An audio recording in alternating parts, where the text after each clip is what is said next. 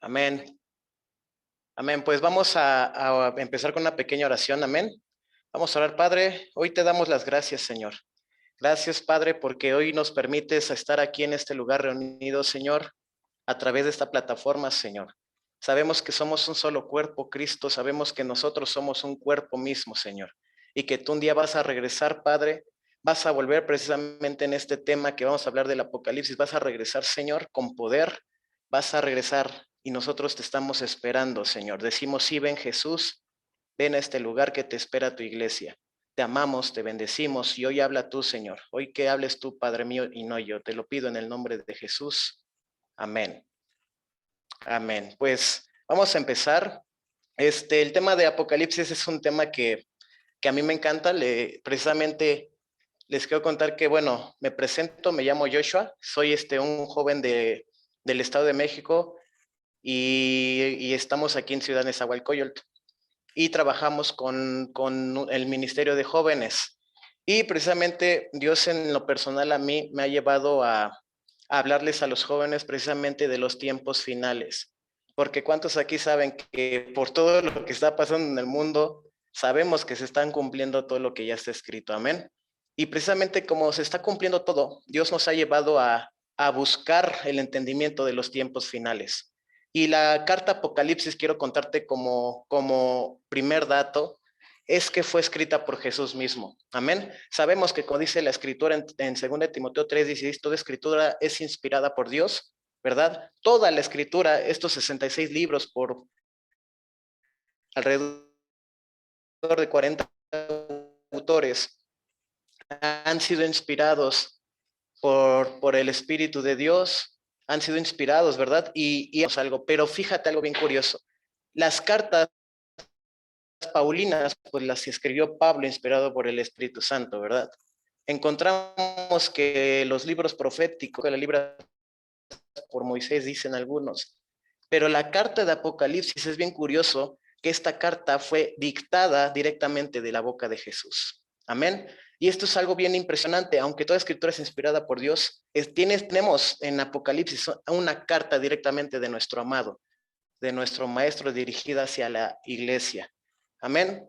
Y algo bien importante, que la palabra Apocalipsis a veces se podría pensar que se refiere hacia como algunos lo mencionan, como catástrofe, como el fin del mundo, como ciertos significados, pero la palabra Apocalipsis no es más que el significado de revelación, ¿verdad? Vemos que la Biblia menciona en muchas partes que los profetas tenían revelación por parte de Dios y veían visiones, veían situaciones en las cuales se les revelaba y se les revelaba a ellos. Y vemos aquí que quien escribe esta carta o quien empieza a escribir porque se le está dictando es el discípulo llamado Juan, ¿verdad? ¿Quién era Juan?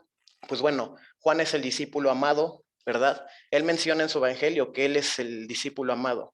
Y un dato curioso es que en Apocalipsis 3:16 dice que no seamos tibios ni calientes o Dios nos vomitará de nuestra boca.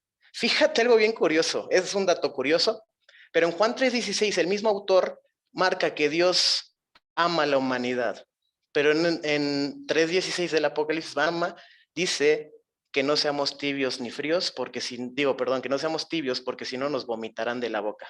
Entonces este discípulo amado, este discípulo lleno de amor, como lo vemos, es el mismo que de repente nos dice, híjoles, estamos ya en tiempos finales. Amén. Yo quisiera que meditemos, y yo estaba en una meditación en la cual yo estaba leyendo esta parte y encontré que, que un dato curioso es que el libro menos leído en Latinoamérica y en América del Norte, en el continente americano, la carta menos leída es Apocalipsis. Y es algo que me resulta bien curioso porque quizás en nuestra situación, algo que identificaba a la iglesia primitiva es que era perseguida. Vemos que en el inicio de Apocalipsis, desde el 3 en adelante, vemos que Jesús se presenta en el capítulo 1, yo soy el Cristo, y se empieza a presentar. Del capítulo 3 en adelante, Jesús deja un mensaje a 7 iglesias. Y un dato curioso en Apocalipsis es que vas a encontrar muchos 7. Y esto es un número súper importante para los que, bueno, aquí que estamos delante de pastores, sabemos que el número 7 es súper importante porque esto te lleva hasta el principio. En el séptimo día Dios descansó, ¿verdad? También vemos, como vamos avanzando, también vemos que el séptimo día se descansa para la cultura, ¿verdad? De esta parte, que es el sábado. También vemos que hay una 70ª semana de Daniel. Y si te das cuenta, así nos podríamos ir, 7 copas, 7 visiones, y así nos podemos ir. El libro de Apocalipsis está lleno de 7. Y es algo que es muy importante para nuestro Señor y también para nosotros. A mí me gustaría comunicarte esta parte, ya que un punto número 1 es que quizás como continentes es la carta menos predicada, pero la carta también más necesaria. ¿Por qué? Porque aquí Jesús nos habla le habla a las iglesias y les dice, ¿sabes qué? Yo reconozco que has hecho estas cosas, pero tengo ciertas cosas contra ti. Hay 2 iglesias dentro de las 7 que Jesús no tiene queja, que se llama una la iglesia de Esmirna y la otra la iglesia de Filadelfia. Estas iglesias Jesús les reconoce, pero no tiene nada en contra de ellas. Y a veces yo me pongo a pensar que a mí me gustaría cuando esté delante de Dios que Jesús mismo me dijera, yo reconozco y no tengo queja contra ti. Amén. Si algo podemos hacer hincapié en la carta de Apocalipsis es que Jesús primero dice la Biblia que el juicio empieza por la casa de Dios, ¿verdad? Casa de Dios, como lo vemos en el Génesis, que es el Betel, ¿verdad? Casa de Dios. ¿Y por dónde va a empezar el juicio? Pues por su casa.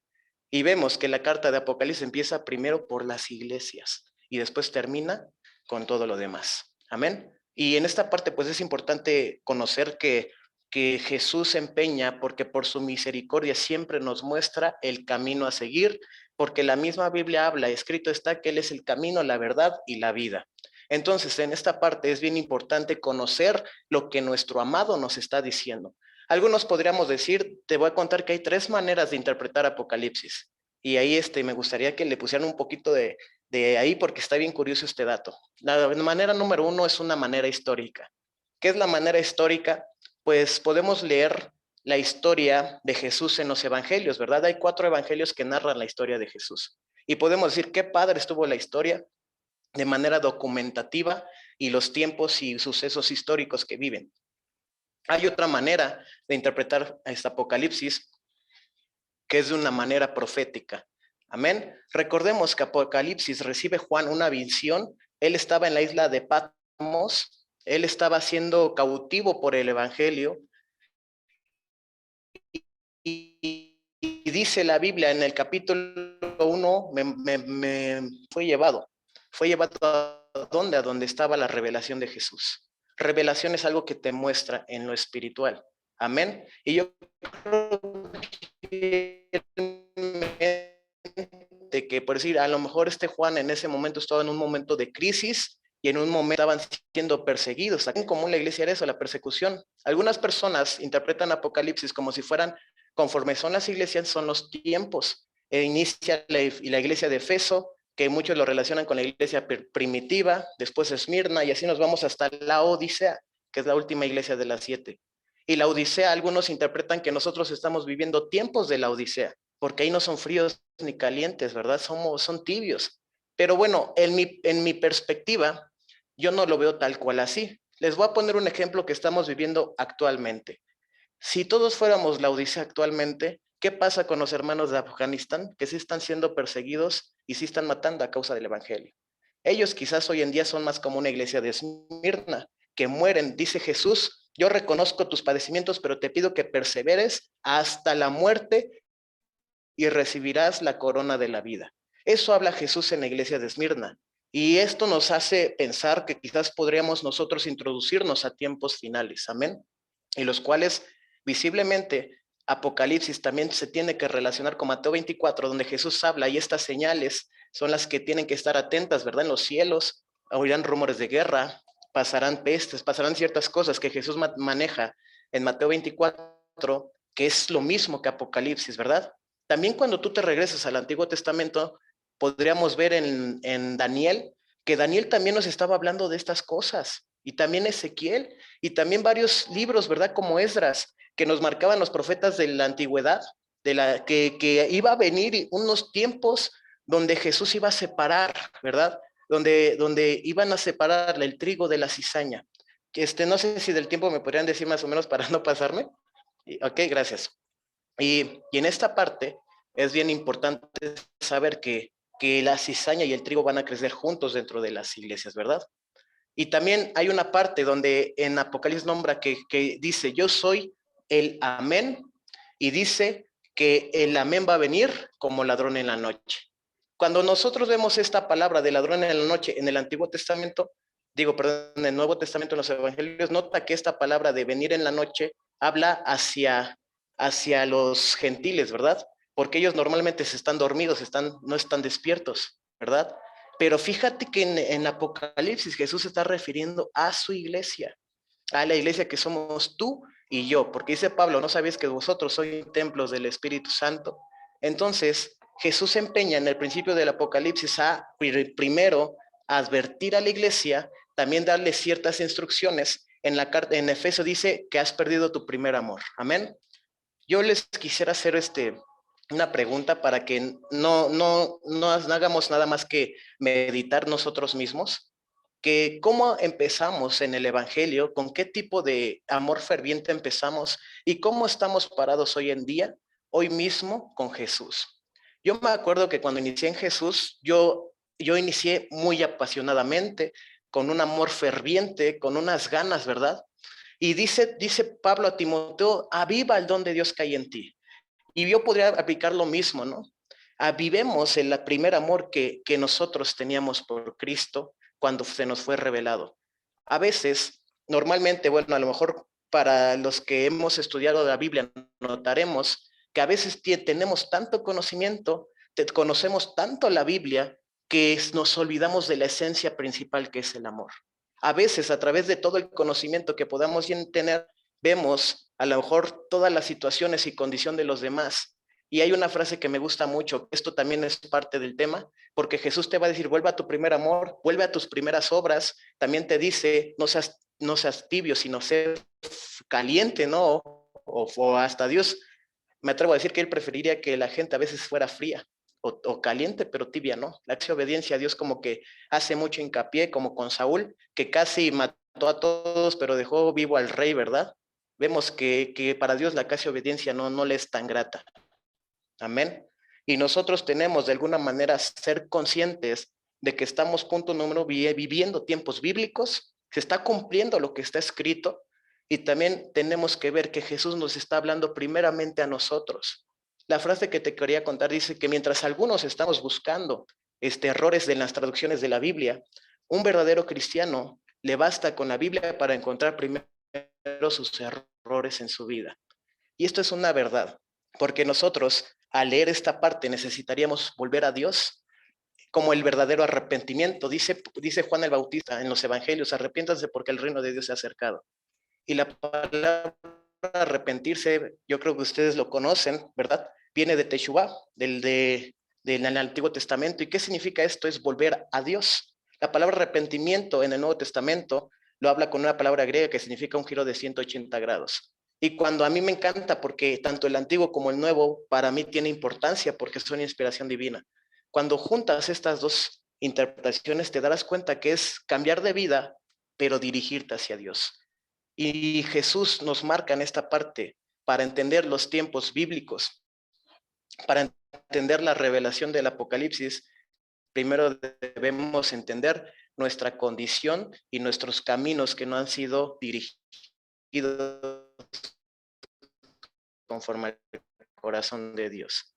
¿Por qué? De personas. Y cuando le hablaba a su cuerpo, recordemos que Jesús va a venir un día y va a regresar por una sola novia. Amén.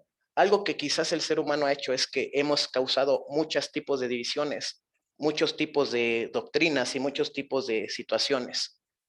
Y esto es algo que a mí me gusta como en Hechos 15, ok, muchas gracias. En Hechos 15, algo que tenían como la iglesia es que tenían la persecución y también se juntaban como un solo cuerpo a platicar las situaciones. ¿Y con qué finaliza Apocalipsis para terminar? finaliza, primero el juicio empieza por la casa, pero Jesús muestra su misericordia, porque antes de traer el látigo, ¿no? Antes de mandarnos a donde nos tenga que mandar, Él nos dice, ¿sabes qué? Te estoy dando otra oportunidad para que nosotros volvamos a Dios. Y al final termina Apocalipsis con las bodas del Cordero. Amén. Apocalipsis no solamente es un libro del final, sino es un nuevo comienzo también. Apocalipsis es un nuevo comienzo donde nosotros pasamos una eternidad con nuestro amado. Amén. Y más en estos tiempos, yo me gustaría retarles que prediquemos esto, que prediquemos que también va a llegar Jesús y que es tiempo de alinear nuestros caminos conforme a su corazón. Amén.